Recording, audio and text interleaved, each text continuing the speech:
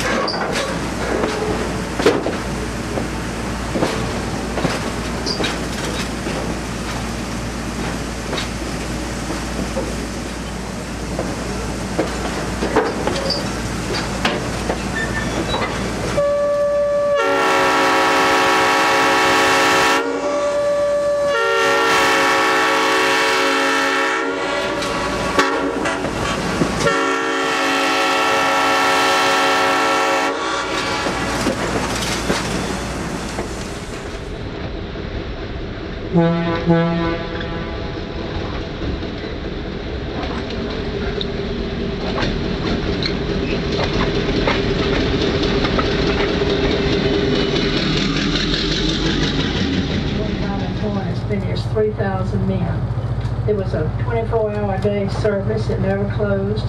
There were always trains coming and going. So this was quite an operation. When you lived here, you never had to lock your doors because there's always somebody walking down the street and you or something. So it was quite a different operation in those days. But when General Motors introduced the diesel locomotive, they sent demonstrators to the different railroads for them to try them and see how they liked them. Of course, they were real impressed. Very clean, did not require the maintenance that a steam engine did. And so they started replacing the steam engines with diesels. And when this railroad became fully dieselized, this shop was closed, and they donated part of the property to the state to start this museum. It's quite a big operation. So much for you to see here, so we're going to talk more about that as we get a little closer.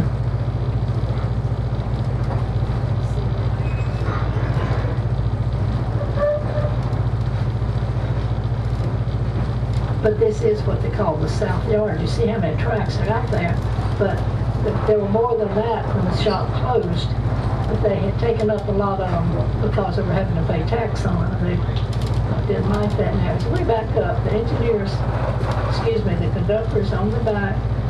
When we came across this crossing a while ago, the engineer had to blow to let people know that we were in this vicinity.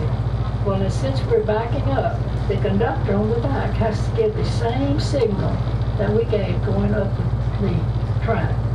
Now, if you're in the back car with the windows open, it's a pretty piercing signal. So if you're in the back car, that'll be too long, so shorten along on that air whistle. Don't let it scare you. I used to like to talk about the track. The old track used to be put down in 40-foot lengths, and that car belonged to them, and the other is the Loretta, the private car, Charles Schwab, the president of U.S. Steel. Now his car is very ornate. It's one of the most beautiful ones ever produced by the Pullman Company. We have a mail car in there. We have a I have to look to see what's here because they change these things around. Caboose is no longer required at the end of a freight train. Only thing they have now is EOT. This car right here was in the movie Leatherhead, starring George Clooney. They came here making a lot of that, because this is one of the only places that have a train running. But if you want to get off at the Roundhouse and visit the displays there, we're going to stop and it will come all the way to the end of the train if you want to get off. Get off and go and visit everything, and you will not catch another train till 1 o'clock. It'll be about 1:20. So we'll come by and pick you up and take you back. But there it is.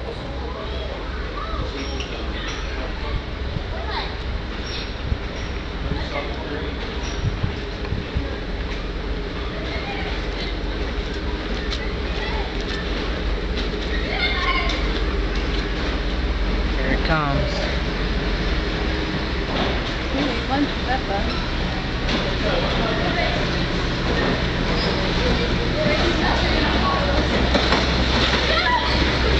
It's gotta be close.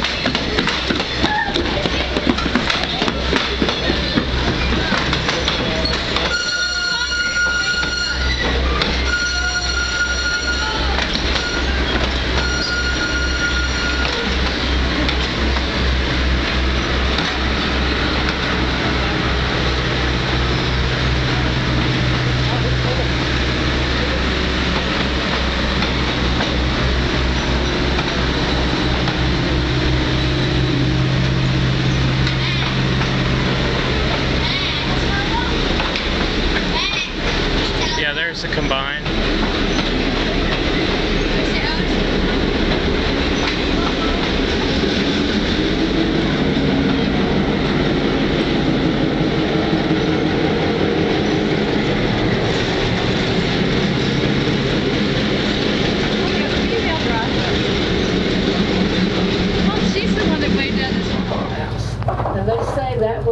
Towards the end of our trip, we were forced to leave the vestibule section and to enter the air-conditioned car due to safety regulations. While this didn't dampen our spirits, the massive thunderstorm did shortly after our excursion ended.